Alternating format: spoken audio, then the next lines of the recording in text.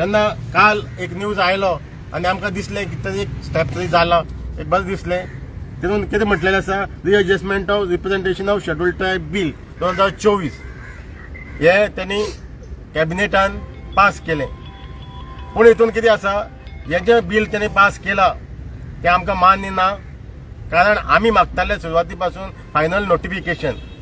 आनी जे तितून हे बिल कशें आसा, हे बिल त्यांनी रिझोल्युशन त्यांनी पास केला बिल, हितून कितें आसा, हे बिल तुका परत मागीर पार्लमेंटान वचपाक जाय, पार्लमेंटान पास जावपाक जाय। आतां पार्लमेंट बसतली, आतां जे लोकसभेचे इलेक्शन जाले नंतर जे पार्लमेंट बसतले ते आतां खबर ना बीजेपी गव्हर्मेंट आसतलो किंवा दुसरो आनी खंयचो आसतलो, थंय ते एप्रूव जावपाक जाय।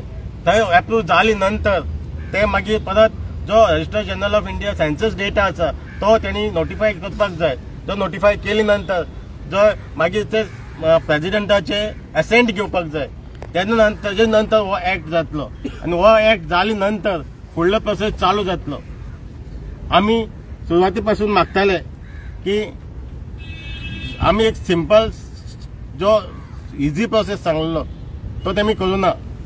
कितें आसलें 2020 जो बाकीच्यो स्टेट्स आसा, आसाम आसा, मणिपूर आसा, अरुणाचल प्रदेश आसा, जम्मू एंड काश्मीर आसा, तांकां तुमी 2020 1% कमिशन बसून त्यांनी रिजर्वेशन दिल्लें आनी हो सिंपल प्रोसेस आसलो।